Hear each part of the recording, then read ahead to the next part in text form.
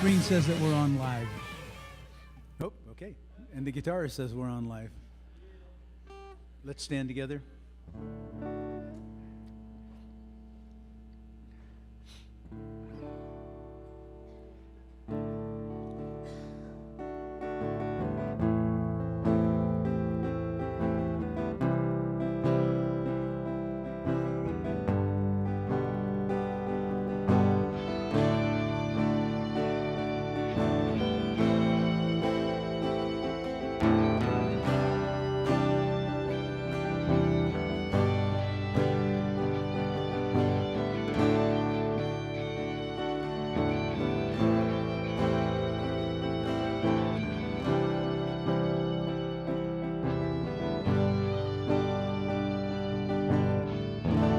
Worthy is the Lamb who was slain.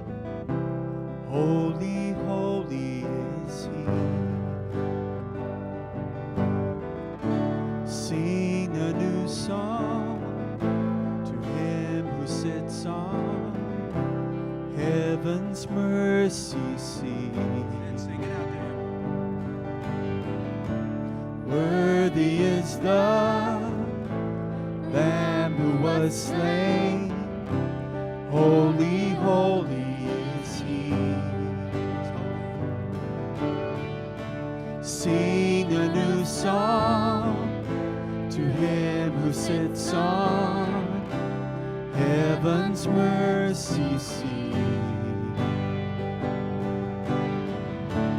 Holy, holy, holy is the Lord God Almighty, who was and is to come. With all creation I sing praise to the King of Kings. You are my everything, and I will adore you.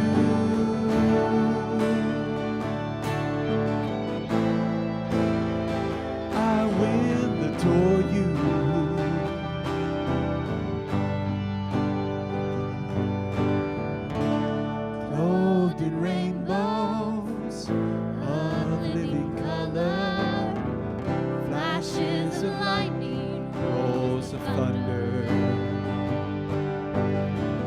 Blessing and honor, strength and glory and power be to you, the only wise King. Yeah. Holy, holy, holy is the Lord God Almighty, who was and is to come. With all creation I sing praise to the King of Kings. You are my everything, and I will adore you.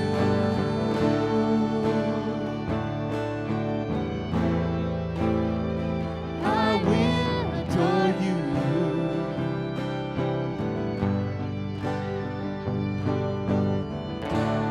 Filled with wonder, awestruck wonder, the mention of your name.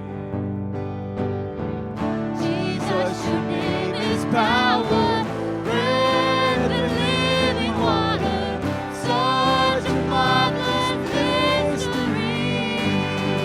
Yeah. Holy, holy, holy is the Lord God Almighty, who was and is to come.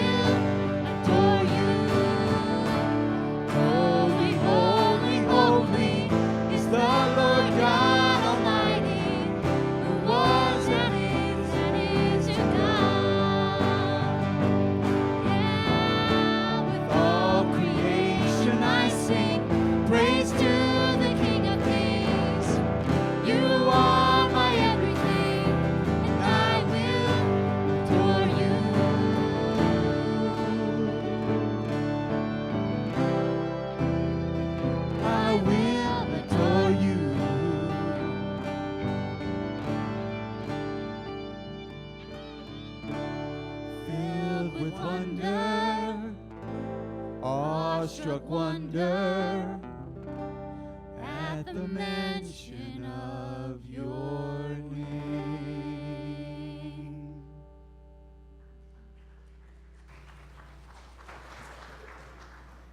You know, for not having a drummer, you guys are all right. Thank you very much. Funny thing is, am I on? Can you hear me? Funny thing is, they had 3 drummers.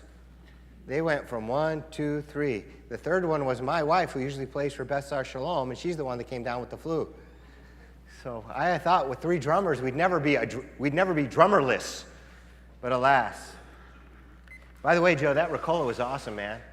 Thank you very much. Joe, Ricola was awesome. Thank you. Bit into it, and it gushed out with this gooey menthol-y stuff. It was nice. I said I would say hi to the folks who are online with us. You know, last week or the week before, when we had the high holiday services for Beth Sar Shalom for Yom Kippur, that day we had over 100 people online with us, which is, yeah, it's pretty cool. That's a record. And we had several different countries. And, you know, we're streaming our services live all over the globe. Whoever finds us, finds us. I was asked, how do people find you? I don't know. They just find us. It would be cool if you'd let us know. For example, this morning, we have in the United Kingdom, in Great Britain, somebody logged in. It says, ya. Nice to have you with us. So glad you found us. And hopefully you'll be able to join us more often as we go through the book of Revelation together. And then in the other foreign country of Oklahoma, we've got in Edmond, Dwayne. Hey, Dwayne. And we have in Shawnee, Ann. In Texas, JG is back with us. Hi, JG. She's in Odessa. And in Arlington, Texas, we got Emily. In Springfield, Ohio, we've got Lisa and Tommy. Good morning to you guys. And I know somewhere back there in the Midwest, one of my high school friends is supposed to be on, but he's having technical difficulties, I guess, because I don't see his name on here. So hopefully he'll be able to get in touch with our web pastor, Michael, and get it all figured out. But we're going to get a whole Colton High School reunion thing going. It'll be pretty cool. Let's see. Did I tell you on Saturdays we have a lady that logs in from Colton quite regularly? No. Yeah, it's pretty cool. I'll have to tell you about that later. Let's see. Mississippi. Ben and Melanie Webb. Hey, we know you. How you guys doing? Enjoy your trip. Your son's up in the balcony clapping for you all. They didn't hear you clap louder? No. Let's see. Florida. We've got Mark in Tampa. Hey, Mark. In Minnesota, the Fullers are awesome. You know, online services are primarily for those who can't find a church. Maybe they live, hours away from a church. Maybe they're traveling. Maybe they're sick and shut in. Or maybe they're in a place of transition. It's not really to give people an excuse to stay home, but when they have to stay home, they've got online church. But the Fullers are awesome. They go to their own church, and then they rush home, and the whole family sits down and joins us for our church. Isn't that one of the coolest things ever? You guys are awesome. In California, Linda is back with us. And wow, we got a whole bunch of people from Tucson. I see your empty seats. You'll have to come and join us live next week. We've got Stacy and Eric, the Hermosas, the Navarreses, Al, Harris, Jonathan, Melissa, Angelina, Chris, Lexica, Andrew, Brian, Alan, Kyle, Brett, Gay, Jeff, Hope, and Ginny. Wow. Well, I'm so glad you're with us, even if it's at home, and I hope you're not feeling lousy and that you'll be able to join us for services next week. I've been anxious to get into the book of Revelation. So I hope you brought a pencil, because this is going to be a study. And by the time we're done with the book, my goal is that you will understand it as well as you can possibly understand it. What's the book of Revelation about? Well, it's about tomorrow's tomorrow.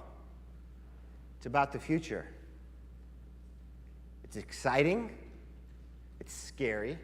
I mean, it shows demon hordes ascending upon the planet Earth and tormenting people. There's signs in the heavens and on earth, earthquakes, plagues of fire and blood.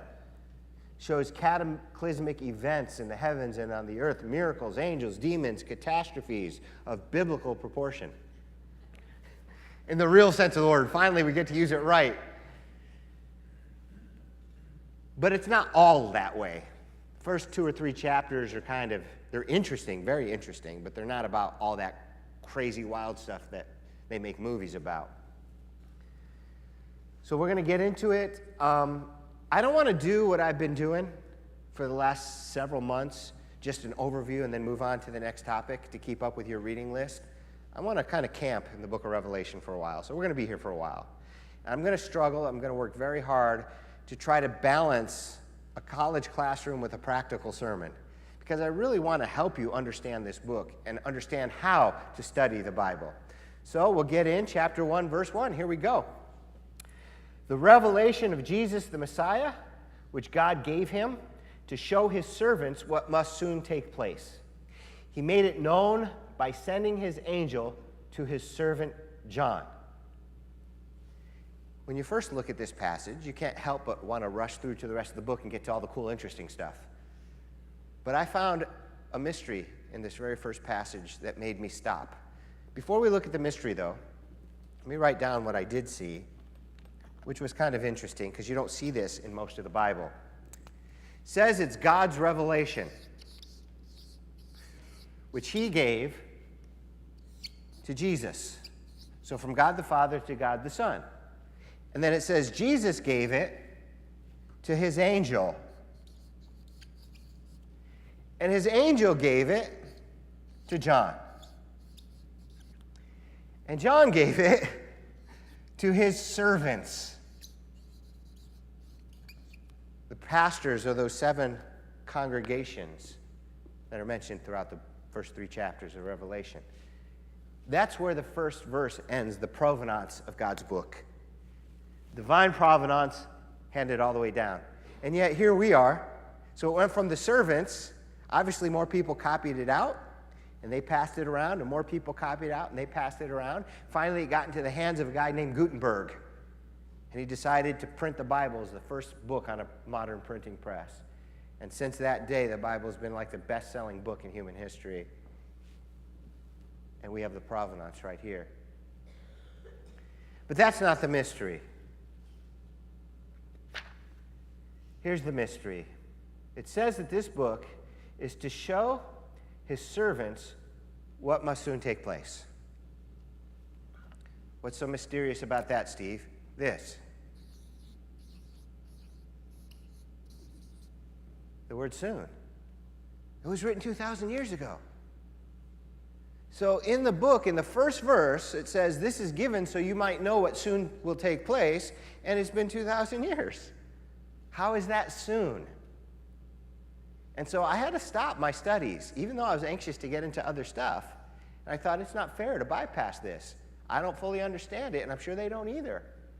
So if we're going to study this book, let's look at the hard stuff, as well as the fun and easy stuff, and see what we can learn from it. Now, I'm going to answer this the best I can. But before I do, I got to give you 4 things to keep in mind as we study and get this answer. And really, these 4 things can work out through studying most of the book of Revelation. 4 things you have to understand to help you understand the book of Revelation. The first thing that you have to understand, if you're taking notes, you might want to write this down, is some prophecy in Scripture is intentionally vague. That means God doesn't want everybody to understand it. That's the point. He makes it vague on purpose. And this is nothing new in the Bible. Jesus spoke in parables. And part of the reason he spoke in parables was to conceal what he was saying from the detractors. So unless people were really serious, they wouldn't understand it. Daniel, when I was in Bible college, there was a class, Daniel Revelation. It was one class. Because you can't understand the book of Revelation without the book of Daniel and vice versa. Daniel, the prophet, who's just like John, he wrote about the future, he wrote about heaven, he wrote an amazing prophecy. Listen to what it says in the book of Daniel, towards the end of the book, chapter 12. the angel who's revealing all this future stuff to him says this, "But you, Daniel, shut up the words and seal the book until the time of the end. Many shall run to and fro, and knowledge shall increase." Seal it up till the time of the end. So even Daniel is being told that the things that you're writing down aren't for everybody to know. It's for the generation that's to come, the future. Many shall run to and fro, and knowledge shall increase. Well, if that's not distinctive of today's age, I don't know what is. Knowledge shall increase. You know, I bought a new car, half a year ago, whatever it was, and it'll talk to my phone. So when somebody calls me, I can hear their text, and I can respond with just a press of a button. That's just so cool. But it's already obsolete. The newer models are doing something better. How crazy is that? The computer you bought 3 to 5 years ago, old school. Some of the technology doesn't even work anymore. They don't support it. They're not interested. It's too old. They don't work with it anymore. It's just, knowledge is increasing at an exponential rate. You just can't keep up with it anymore. And then it says, many will run to and fro. What does that mean? I don't know. But I know this, nobody in human history has ever run to and fro like we have. I mean, cars? 75, 85 miles an hour down the road? If you told people, a couple hundred years ago that we'd be traveling that fast, they'd laugh at you. They'd say you die. You can't handle, human body can't handle the stress of those speeds. That's what they tell you. That's just a car. What would they do if you tell them about a jet plane? Yeah, I'm a fighter pilot, and my jet goes faster than a speeding bullet. Literally. No, human body could not. Yeah, crazy. And the jet planes that go faster than a speeding bullet, those are slow compared to the jump jets they're working on right now.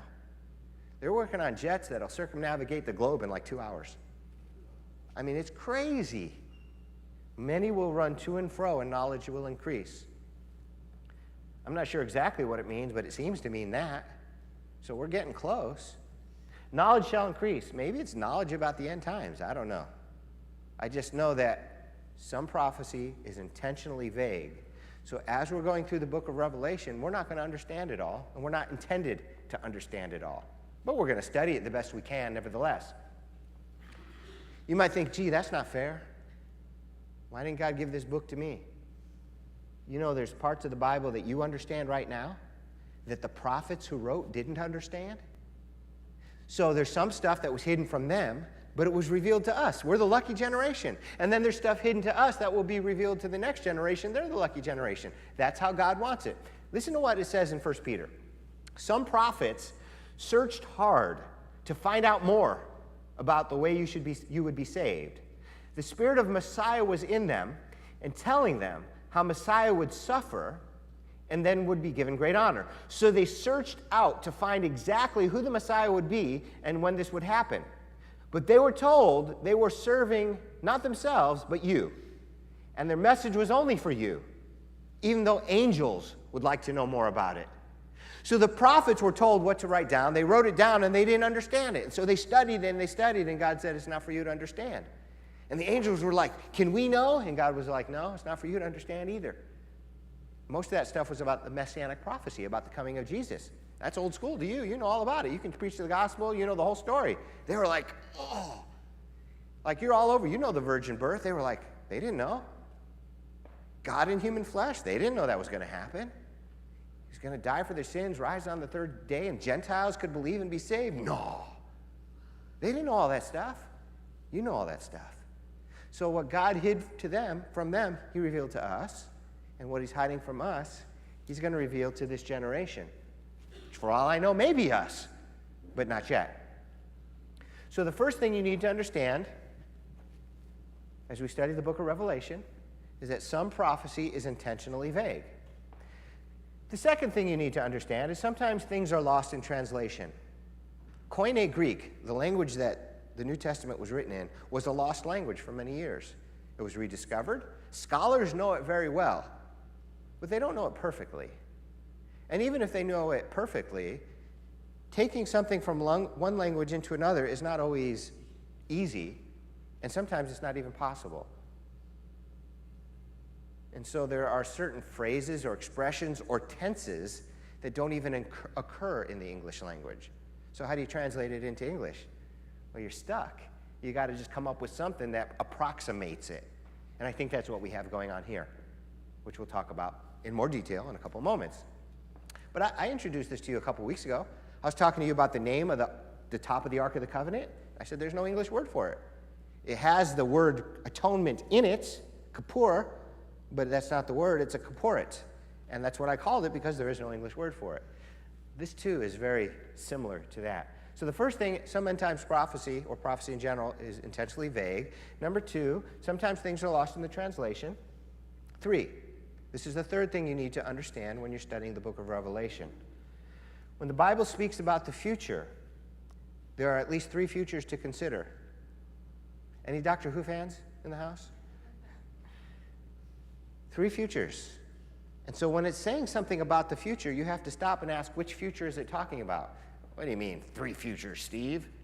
Well, there's the immediate future of the people who are hearing the prophecy.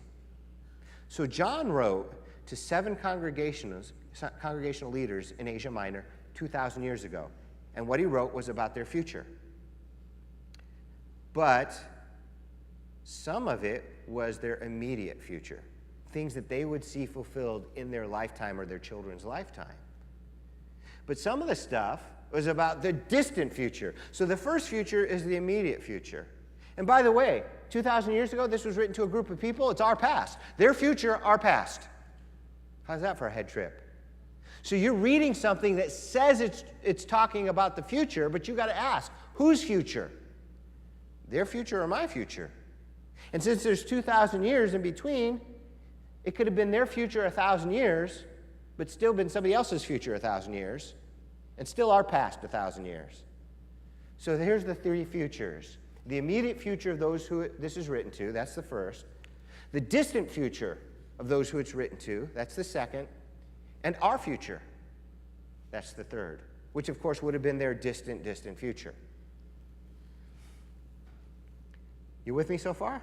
We doing okay? All right. Fourth thing we have to understand when we study the book of Revelation, God's view and God's appreciation of time is not the same as ours. From the pulpit commentary, listen to what it says. In the language of the seer, past, present, and future are interwoven together as seen by God, and more truth is contained than the seer himself knows. This is true about prophecy. When you study prophecy and you try to write everything down in order, let's say you're going through the book of Revelation and you want to outline it and you think it's chronological. So this happens, then this happens, then this happens, then this happens, then this happens, then this happens, and this happens, and you stop and say, wait a minute, I thought this happened over here. It's saying the same thing that happened here.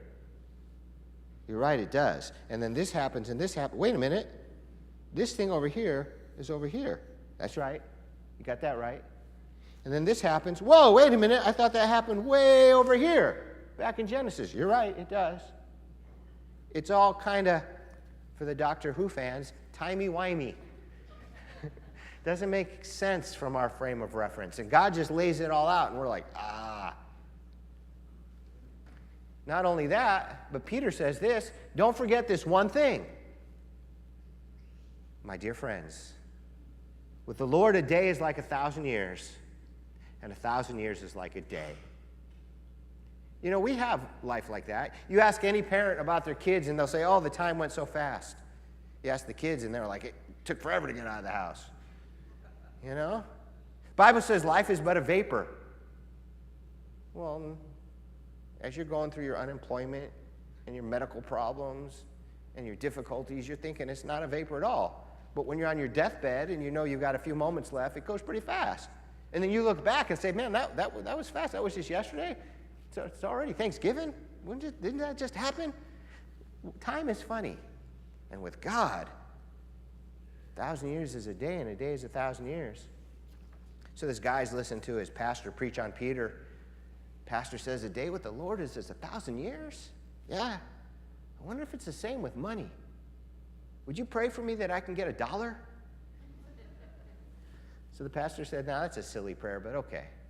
So he prays for him and comes back the next day. He said, "What did God say?" He said, "Sure, tomorrow." So, what did John mean when he said, "What must soon take place"? Well, first let me start off with telling you what he did not mean. He did not mean that the book of Revelation would soon be fulfilled or soon be finished, which is exactly what we would expect it to mean. But how do I know it doesn't mean that? Well, fortunately, I don't have to go into the Greek. I don't have to think too hard to know that it doesn't mean exactly what we think it means. How do I know that? Because as you read through the book of Revelation and you get to chapter 20, this is what it says in chapter 20. Remember, John wrote this, the same John who said this will soon take place. In chapter 20, it says Satan is bound for 1,000 years. That's the millennial kingdom, when the Lamb dwells with the lion and there's peace on earth and goodwill towards men and all that stuff for 1,000 years. And then Satan's released to cause mischief for one short more time, and then God will judge him and set up eternity. So written into the book that John wrote is a 1,000-year time frame. So in nobody's stretch of the imagination is that soon. Even if it started the day John wrote it, it wouldn't be finished for at least 1,000 years. So whatever he meant by soon take place, he did not mean it would soon be finished or fulfilled. That's just the context. I keep telling you, context, context, context. So we have to look elsewhere. If it doesn't mean that it was going to all be done soon, what could it possibly mean? That's when you start scratching your head and going to the commentaries and looking at the Greek. Albert Barnes, in his commentary, thinks what it means is not that it would all happen soon, but it would start soon. John's writing this letter, and it's going to start soon. Not finish soon, but start soon. And that makes sense, because he was writing to 7 actual congregations. And he said, these are the things you're doing right, these are the things you're doing wrong, and if you don't straighten out, you're going to get judged. So that was their immediate future. That was future number 1. Started right away, I think. It makes sense that way. John Gill's commentary says this: the sense is that these things should very quickly begin to be fulfilled, and from thenceforward go on fulfilling till all were accomplished. So it's very similar. It's not that it's going to finish right away, but it's going to at least start right away. Lange's commentary, he just says in swift succession.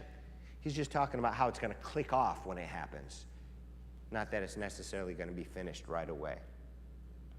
But the clincher for me was twofold. The first was that millennial kingdom thing. I knew right away then he couldn't mean it's going to be done soon. And the second thing was how the same Greek phrase is used elsewhere in the New Testament. Let me read to you another future passage that uses the same Greek that helps me understand it doesn't mean right away. This is from Luke chapter 18, verses 7 through 8, and this is what it says. Jesus is speaking about the future coming judgment. And will not God bring about justice for his chosen ones who cry out to him day and night? Will he keep putting them off? I tell you, he will see that they get justice, and quickly. However, when the Son of Man comes, will he find faith on the earth? That word quickly is the same Greek phrase about him coming, this all being finished soon in Revelation. It's exactly the same. But you notice in this passage where Jesus is talking, he admits that God is putting it off. He says God is putting off the judgment. He won't continually put it off, but he's putting it off for now, and then they'll be judged quickly. So the quickly doesn't mean the judgment's going to start right away. It seems to mean that when it happens, it's going to be right away. So it's not going to drag out for 1,000 years. It's going to be swift whenever it starts. So maybe that's what we have with the book of Revelation. Not that the whole thing's going to be fulfilled right away, but then when that time clock goes and the stopwatch button is pressed, it's just going to be, one thing right after another. Hail, blood in this, fire, brimstone, smoke, demons, earthquake, Antichrist, false prophet, kingdoms rising, kingdoms falling, all in a 7-year time period. And much of it in 3.5-year time period. The whole time of humanity will be consummated in 1 week, That is a 7-year week. Done. That's pretty swift if you think of it that way. I can't help but think this. We're all trying to figure out when's the end times going to start. When's it going to stop? What is the sign? How do we know when it's going to start? I don't know. But what I think is we're all going to be taken by surprise when it happens. If the rapture happens right now and we go up to heaven, we're going to be pleasantly surprised because we've been waiting so long. It hasn't happened yet. And then when the end of days start in with the whole tribulation, it's going to be like, where did that come from? Greatest nation on the planet Earth, wealthiest, most forward. We got it so good. We could fall apart in one day. Maybe that'll launch the tribulation. I mean, we're holding this world together. Toilet paper, spit, and glue. We're the ones that go in. If it wasn't for us, people like ISIS would have taken over the planet by now. We're the ones that stop the Hitlers. We're the ones that stop all these crazy bad guys. And then these countries fall apart and we send them all our money. It could be that simple. We're going to hit a bad stretch and then the whole world is just going to... Don't know. I don't know. But about this soon take place, I wrote up a paragraph. Let me just read it to you, my thoughts on what it means. The events John wrote about started immediately with the 7 churches in chapters 2 through 3, I think. However, the complete fulfillment was years distant, even our future number 3. However, when they do start, they will come about very quickly. That's my understanding of it. And that understanding lines up very well with another book in the Bible that talks about the future.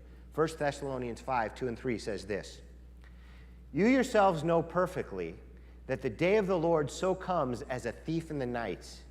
For when they say peace and safety, then sudden destruction comes upon them, as labor pains upon a pregnant woman, and they shall not escape." Just like that. It says the end times are going to be like everything's fine, everything's wonderful, and like a thief in the night, everything's just instantly going to fall apart. Sudden destruction comes upon them. It'll be soon. That's what I think this is talking about. Am I certain? No. But it's the best I have found thus far. This book, the book of Revelation, it is filled with mysteries. I mean, 2 Greek words, 1 English word. It's taken me some 20 minutes to explain to you. We haven't even gotten out of the first verse yet, and we're already almost out of time.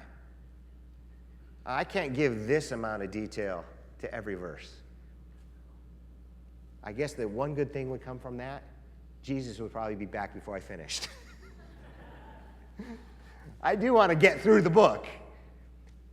But hey, I couldn't just leave that unattended.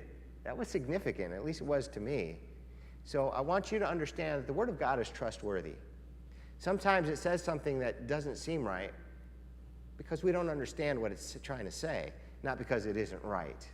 And the book of Revelation started out that way. It said these things are going to soon take place, and yet it was 2,000 years ago, and that seemed like it was wrong. It wasn't wrong. We just had a bad translation from the Greek into the English using prophetic hermeneutics. Now we understand. I didn't give you much to take to heart today. It was more academic, though hopefully helpful. But I want to give you a little something before I send you home.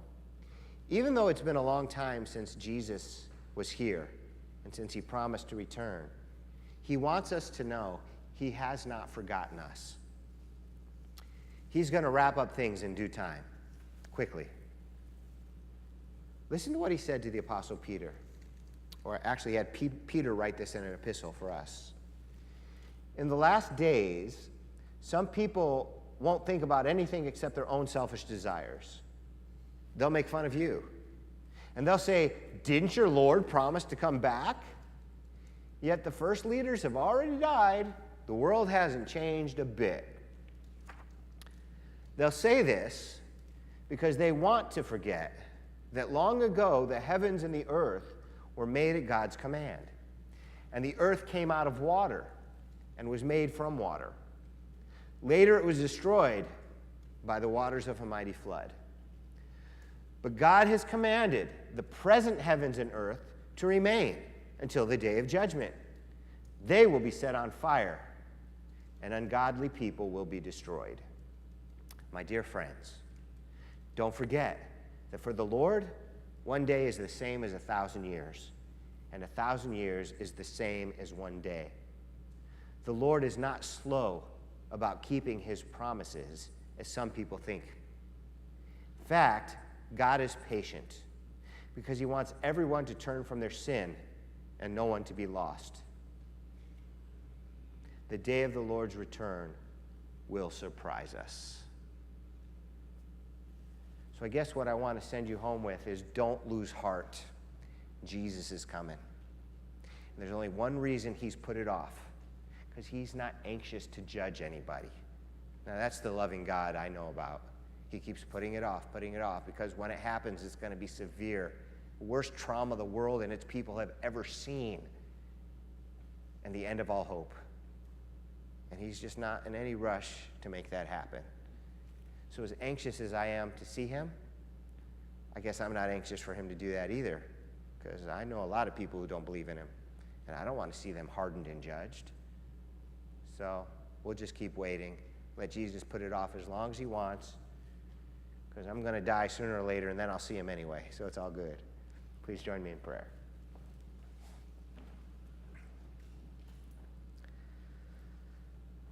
Lord God, thank you for explaining to us through your word your future plans and giving us something to look forward to. And as we study through the book of Revelation, I pray you would open our minds and our hearts to understand as much of it as we are allowed to understand in this day and age, and that it will affect a change in us. It'll renew our hope, excite us about your future, and how you're going to again reveal yourself to this planet and not let anybody say, "What God? I don't believe in God. There's no God." While we wait for that day, Lord, please help us to bear much fruit, to be a light in dark places, to feed homeless and hungry teenagers. Help us to do that, Lord God. We're going to go see this movie. Help us to bring our friends to testify about the love of God and the love of Jesus. For those who serve here in the church, Lord, bless them and keep them. And for those who don't, bless them that they might want to. Help us to be effective and fruitful. And above all things, Lord, help us to pledge our allegiance to Jesus. For it's in his name we pray. Amen. One more thing before I let the band do their leading us in worship. Many of you I know have given your hearts to Jesus. You've made a commitment to follow him. Come what may, you're his. But maybe all of you have not made that commitment. I would like to encourage you to make that commitment this morning. Our prayer room will be open, or you can grab a hold of me or Pastor Jose and say, "Hey, what do I need to do to make sure I'm right with Jesus?" Please consider it. God bless.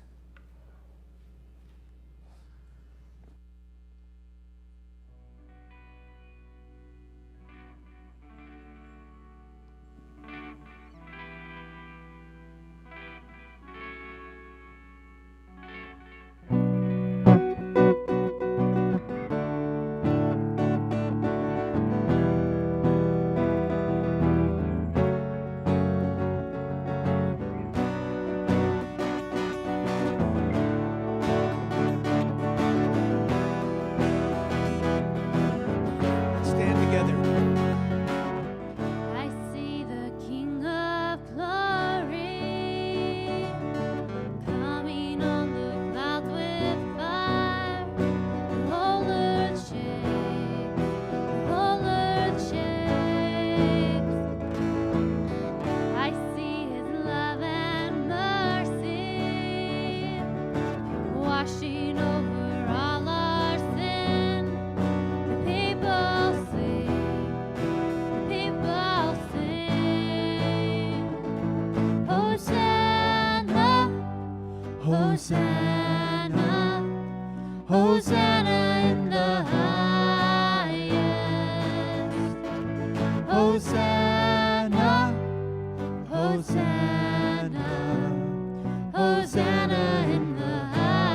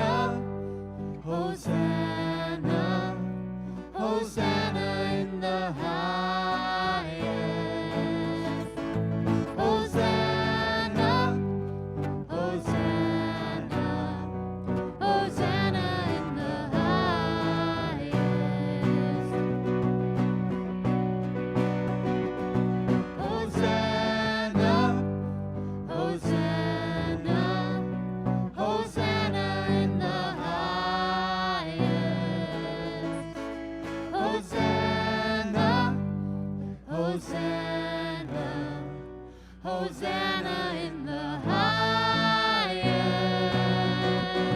Hosanna in the highest. Hosanna in the highest.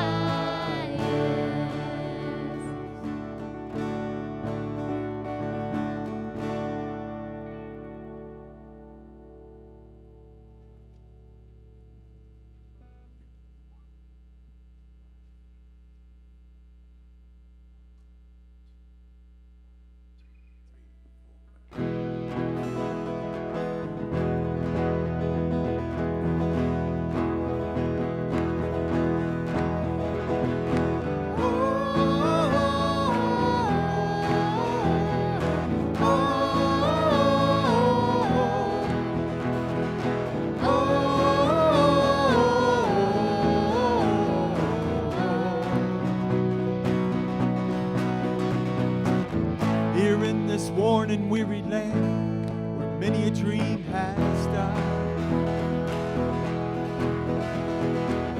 like a tree planted by the water, never will run dry. Living water flowing through, God, we thirst for more of you. Fill our hearts and flood our souls with one desire, just to know you and to make you known. Lift your name on high, shine like the sun, make darkness run and hide.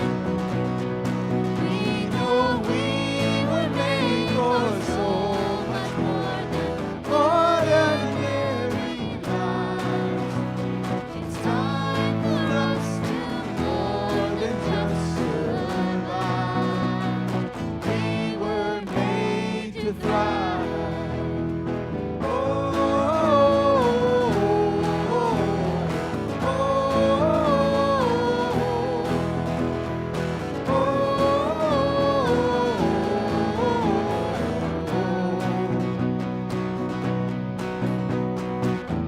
into your word we're digging deep to know the Father's heart. Into the world we're reaching out to show them who you are. Living water flowing through, God, we thirst for more of you. Fill our hearts and flood our souls with one desire, just to know you and to make you known. Lift your name on high, shine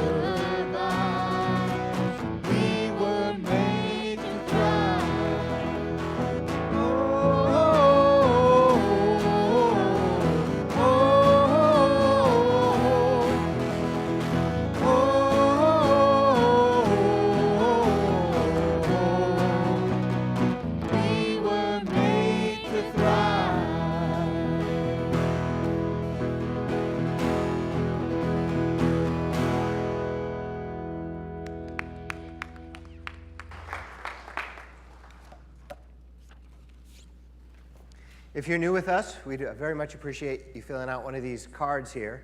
There's a table by the main entrance. We've got a packet of stuff about our church to help introduce you to the church, and this will help us get in touch with you and see if you got any questions or need anything.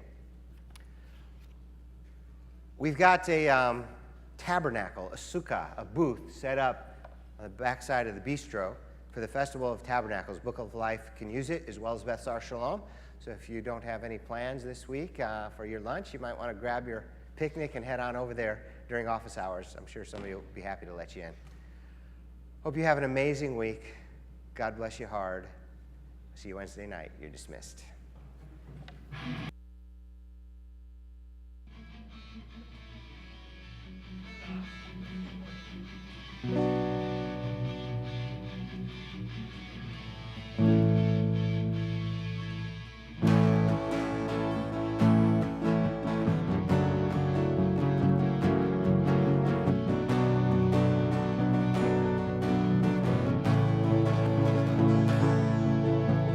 Who are we that you are mindful of us, that you hear us when we call?